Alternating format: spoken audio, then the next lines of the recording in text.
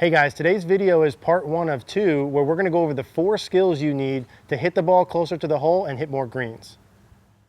All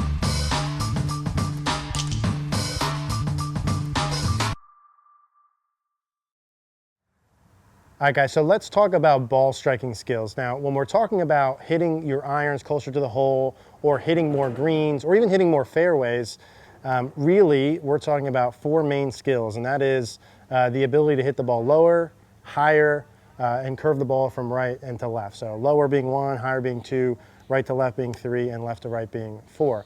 Do you need to hit all of those shots on command when you're on the course to improve? Well, not necessarily, but you need to be able to do them in practice. Okay, that's the point. Your ability to hit those different shots in practice and when necessary on the course is the goal here. I'm not saying that you should be working the ball higher or lower, curving it into certain pins every time, but when necessary, I want you to, and I want your ability to hit those shots to be there, which is also going to benefit just your normal pattern, okay? So obviously, whatever you're doing in your swing to hit the ball more solid, whatever full swing mechanics you're working on would be separate from this. This doesn't replace that. This would be a skill piece that you add in addition to it. So I want to go through those 4, how to hit the ball lower, how to hit it higher, and how to hit the curves.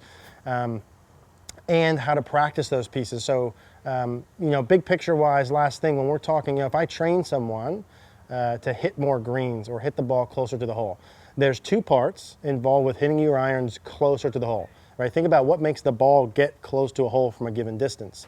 Number 1 is you hit the ball the correct distance, right? So if I have 160 yards, and let's say I have a 7 iron, if I hit the ball exactly 160 yards, okay, and I hit the ball dead straight, it's in the hole. Or if I hit it offline, I am only as far away from the hole as I hit it offline. You with me on that? If I hit it exactly the right distance, I'll be only as far away from the hole as I hit it offline. If I pull it 20 feet, I'm only 20 feet.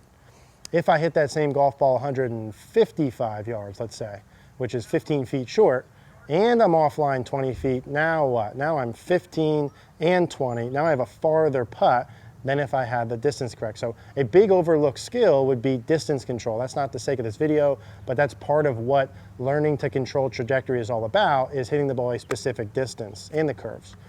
And then the next part is direction control, okay? So obviously everyone talks about hitting the ball closer to the hole by having your direction better, hit your iron straighter, whatever, and that's part of it. To hit the ball straighter, again, the trajectory is more so distance, but the ability to hit curves or at least understand how to hit curves. So when you go offline, you can use those feels to find straight. I, all the time, as someone who hits draws and hooks, have fade feels to take some of that draw off that I play golf with. There's nothing wrong with that. If I don't know how to hit a fade though, that's never gonna happen. I don't have that option. So I want you to be able to do all 4 of those, and we'll talk about how to practice. The goal with them, the end goal being control your distance, control your direction. We'll talk a little bit about that today, but more so in some videos we do about how to hit more greens. When I'm talking distance control with your irons, the standard I normally use for an elite level player, I would want you to hit your wedges within 3 yards, from 30 up to 100 yards, 3 yards in the air. And then from 100 to 200, I typically give 5 yards of carry distance. So that would be a standard you would want to work towards. If I give you a certain club, you can hit it, or a certain number, you can hit it within 5 yards all the time. Obviously you improve that by improving your normal, but let's talk about how to hit the different trajectories first, and then we'll go into the curves. Let's begin with how to hit the ball lower than normal. So if I want to hit a golf ball and I want to hit the ball lower, total height in the air, than my normal shot, first things first, I would want to use this, when you go out and play and it's super windy. If I'm into the wind at all compared to normal, typically I'll hit a lower, take more club, hit a lower trajectory. When I'm downwind, I don't typically hit the ball lower than normal. I'd go full swing and hit the ball up in the air, take advantage of that.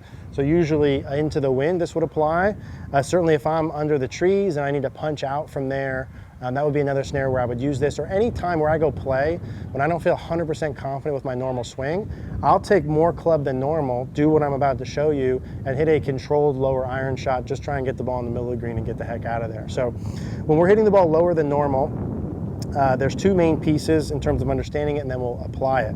The first part would be to hit the ball lower, we want to lower the dynamic loft. So obviously when I take my 7-iron that I have here and I take the loft off of it, or I tilt the club forward, and I were to turn my 7-iron into, let's say, a 6-iron, 5-iron, 4-iron, the less loft that I have, the lower the ball would launch.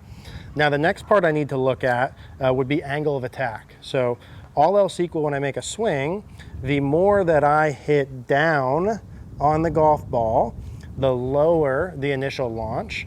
The more that I hit up on a golf ball, the higher the initial launch, okay? So there's not, I used to always hear, you gotta hit down to make it go up. Well, not necessarily. The more I hit down on the ball, the lower the ball launches. Those are the two main factors.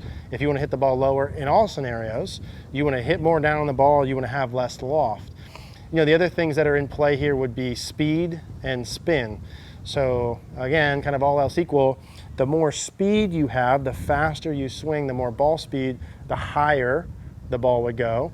The slower you swing, the slower the ball speed, the lower the ball would go. So if you're into the wind or you want to hit underneath a tree or whatever, you want to keep your swing tempo under control. You don't need to go a million miles an hour after it. And then the last part is the spin rates, which you're not going to really have to work to control. It's going to take care of itself. But the more the ball spins, the more it lifts and it would go high. If we could keep the spin rates lower, the ball would go lower. You're not going to worry about that. We're going to do dynamic loft and angle of attack. So everything else we talk about is just an effort to get those two pieces. What would I do at address to help me have less dynamic loft and hit down more? Well, the first thing I would do would be move the ball back in your stance. The more I move the ball back in my stance, it increases how much I'm going to hit down on it. It also allows me to have the ability where I have my hands more forward. And all stock swings, I like to see the hands about in line with the left thigh. I'm going to keep that here. The golf ball's back. Now my hands are more forward. I've already preset less loft. I typically might add a little bit more weight on my left side, a little, maybe 60% on my left foot and leg, 40% on my right, again, to help increase the angle of attack. Those are the main setup pieces from face on. I typically would grip down and get a little closer to the golf ball. We'll show that from back here. But here would be my main pieces. Balls back, hands forward, weights forward. Now in swing, again, two priorities, hit more down, less dynamic loft. So I'm going to actually try and hit more down on the ball. I'm going to tell myself to hit more down. I don't just want that to happen by itself. I'm not making a normal swing here. I'm going to have my club head working more downward. I'm going to feel like my handle stays more forward. And then during my release pattern, I'm going to adjust my release pattern a little bit. So I'm going to hit one, and then we'll talk about that. Ball back, hands forward, weight forward. I'm gripped up a little close with my 7-iron. I'm going to hit this lower, probably take 10, 15 yards off. Cool, so I hit my 7-iron 100, about 170 yards. I would anticipate with these adjustments with a normal swing, it might go about 160, about 10 off. So I'm ball back, hands forward, weight forward. Kind of going to shorten my swing length a little bit, maybe just above shoulder to shoulder is my feel. And I'm increasing the downward angle of attack. And that ball's launching probably 20 feet or so compared to my normal. I don't have my TrackMan up right now, but I had my 7-iron about 120 feet in the air. I would anticipate this about 20 feet. What does that mean? Doesn't really matter. Just that it's going lower than normal. Here's one more. Okay. So you'll notice in my follow through, the main pieces that I'm really focusing on is I want to eliminate the rehinge. So when I make a normal swing here, if I went normal, past impact, I would rehinge the club into my follow through. That would be the main piece that I'm adjusting. When I want to keep the loft down, I'm trying to intentionally keep the club head lower to the ground and not rehinge, which keeps my dynamic loft lower compared to when I rehinge. That's really it. So in doing that, some people say I want to keep the club lower to the ground, not get as high, whatever you want to feel. It's just that I'm taking out some of the rehinge portion of it. That's how I hit the ball lower than normal. Now, that's the same deal no matter what club I'm using. So if I were hitting a sand, that was a 7-iron. If I hit a sand wedge, I'm doing the same deal. So balls back, weight forward, handle forward, gripping down. I'm a little closer to it than normal. I'll take some of my swing length off, and I'm trying to feel the same pieces. Okay, it's not just my 7-iron. I do the same thing with my wedges. And there's my lower than normal trajectory. And I do the same thing if I were to hit my driver. So here's the driver. Now, if I want to hit my driver lower than normal, same things apply. Now, obviously, I know that if I'm going to hit downward on purpose, I'm going to lose a little distance, so you got to kind of manage how much you do that, but I do the same deal. Ball's a little bit farther back than normal. I'm probably not going to go as far weight forward. I'm probably not going to hit down as much, but it's still those same ideas here, nothing different. I would also tee the ball up a little lower than normal, potentially ball's a little farther back. I'm going to hit down a little bit compared to normal, stay a little bit on my left side, but still make a full swing.